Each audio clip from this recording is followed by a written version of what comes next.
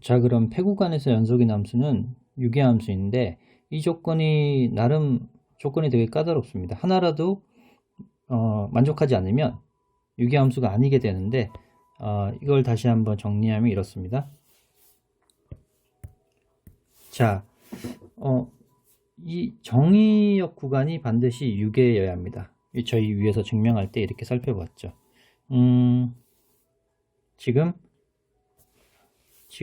저희가 증명을 할 때 xn이라는 수열을 하나 이렇게 임의로 패구간 안에서 만들었는데 이 수열이 유계함으로 볼차너 바이어스트라스 정리를 저희가 끌어다 썼습니다. 즉 그렇기 때문에 이 정의역 자체가 반드시 유계여야 됩니다. 예를 들어 fx는 x라는 이 항등함수가 있는데 연속함수죠. 분명히 연속함수입니다. 그리고 또 0에서 무한대 반 열린 구간에서도 연속함수입니다. 하지만 유기함수는 아니죠.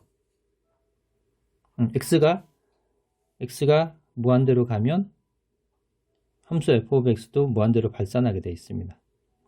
자, 그래서 정의역이 반드시 유계여야 하고요. 두 번째, 정의역은 이런 유계한 정의역은 반드시 닫힌 구간이어야 합니다. 자, 아까 예에서도 봤는데 저희가 x분의 1이라는 이런 함수는 열린 구간에서 연속함수입니다. 하지만 유기가 아니었죠. 0으로 가까이 갈수록 함수 f는 무한대로 발산을 하게 되었습니다. 그래서 유기가 아닙니다. 따라서 정의역은 유기하면서 반드시 닫힌 구간이어야 합니다. 자, 마지막으로 정의역이 유기하고 닫힌 구간이라는 조건을 만족하더라도 주어진 함수가 연속함수가 만약에 안 된다 그러면 결국 이것은 유기함수가 될 수가 없습니다. 그 예는 바로 여기 밑에 한 가지 예가 들어있는데요. 이렇게 정의된 함수는 정의역이 유기하면서 0에서 1 패구간입니다. 하지만 이렇게 그려보면 x가 0일 때는 1이고 0일 때는 1이고 0에서 1 사이에서는 이렇게 1까지 이렇게 되어 있습니다. 자, 그럼 이번에는 그 유명한 최대 최소값 정리를 한번 증명해 보겠습니다. 이 최대 최소값 정리를 증명하는 아이디어는 이렇습니다. 어떤 함수가 이렇게 정의가 되어 있으면 그 함수 값을 다 모은 집합 하나를 정의해서 그 집합을 예를 들어 A라고 해보겠습니다. 여기는 뭐 모든 함수 값들을 다 이렇게 모아서 이제 집합으로 취했습니다. 그러면 이 집합 A는 상계들이 이렇게 있을 거고 그 중에 상계 중에 제일 작은 최소 상계인 상한이 여기 있을 겁니다. 그러면 이러한 상한 수프리멈은 집합 A의 원소일 수도 있고 아닐 수도 있습니다. 그런데 이 상한이 집합 A의 원소가 되는 순간, 딱 들어가는 순간 이 상한은 여기 있는 모든 원소들보다 항상 같거나 크다라는 게 상계 조건이었죠. 그러므로 이 상한점이 집합 A에 들어간다 라는 것을 보임으로써 이 상한은 바로 집합 A의 최대값이다 라고 이제 결론을 내고 따라서 최대값이 존재한다 라는 것으로 증명을 해 보겠습니다. 자, 컨셉은 아이디어는 이렇고요. 자, 실제로 하나하나 차근차근 증명을 해 보겠습니다.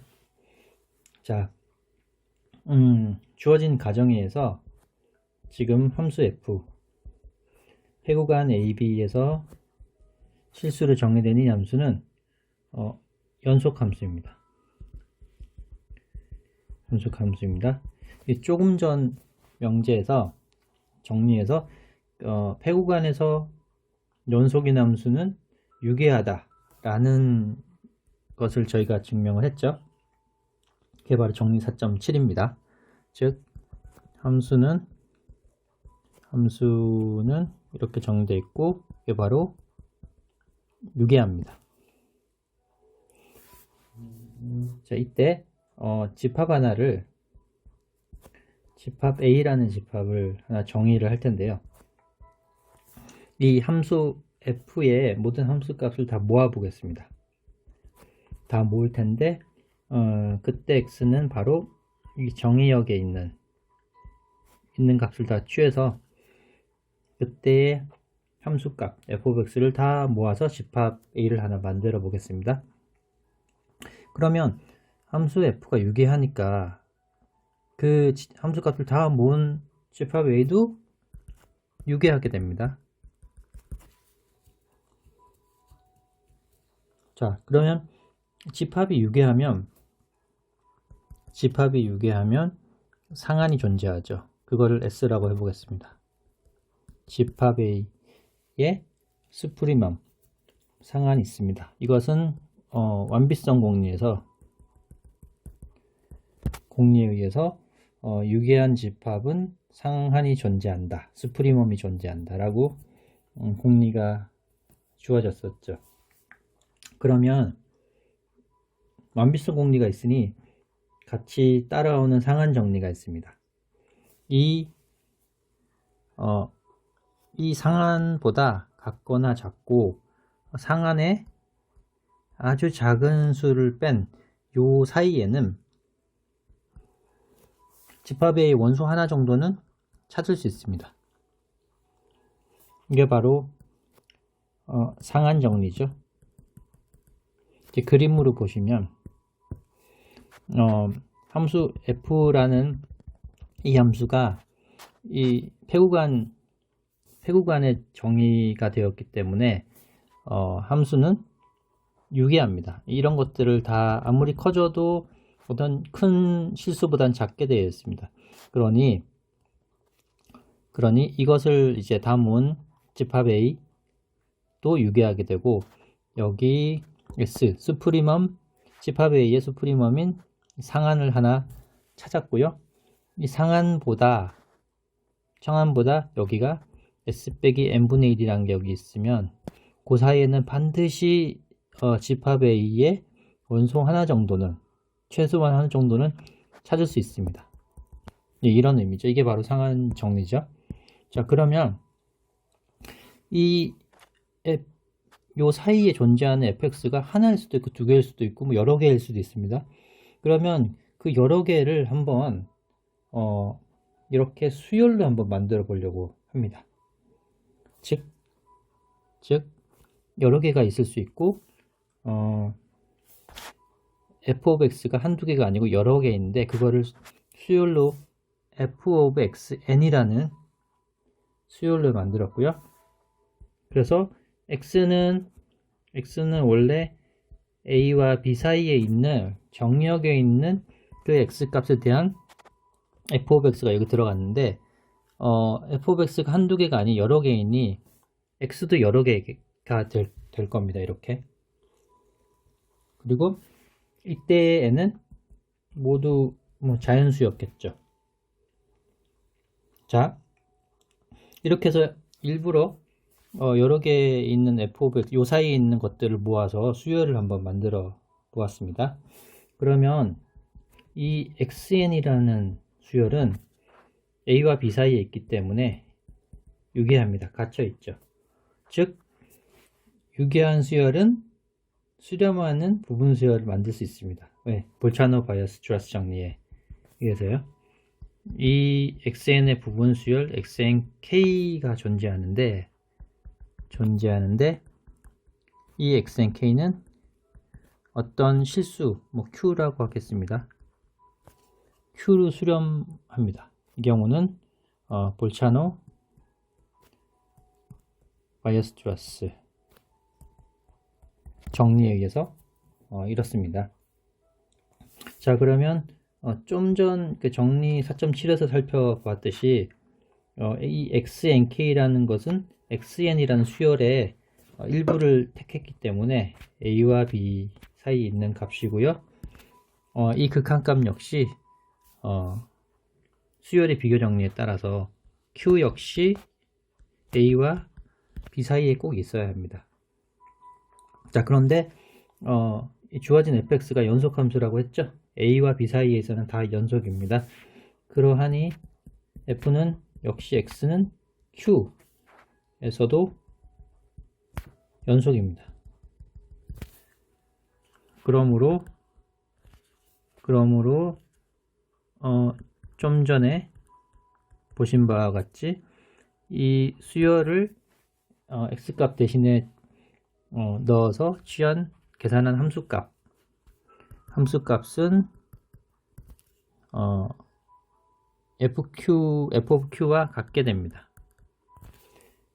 저희가 이 부분은 어디서 보았냐면 그 함수의 연속에서 보았습니다. 자, 그러면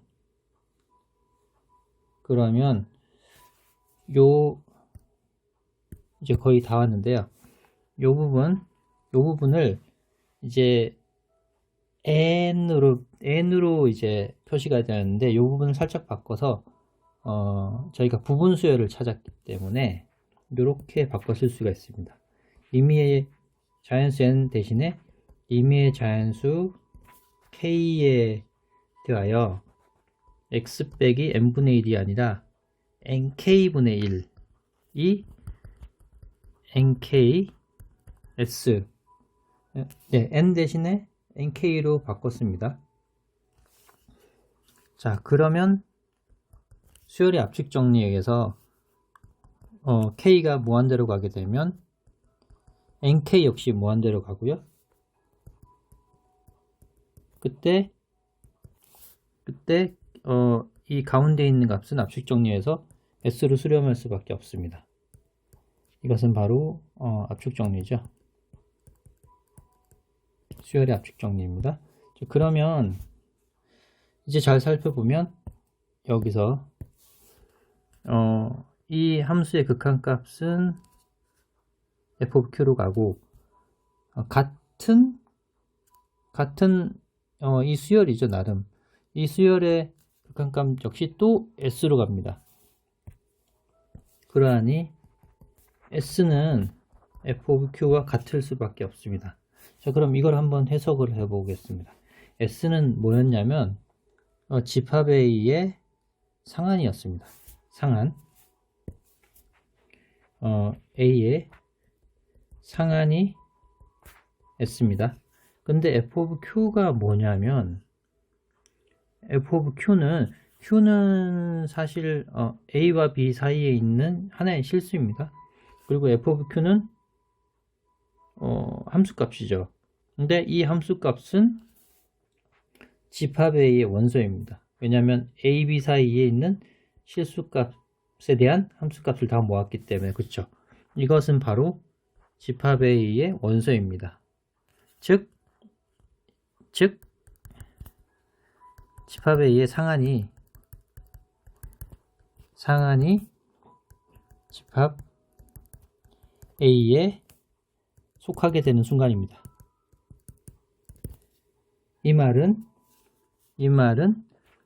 집합 A의 최대값을 찾은 것이고, 또한 함수 f of x의 최대값, 곧 집합 A의 최대값이죠. 최대값을 찾았습니다.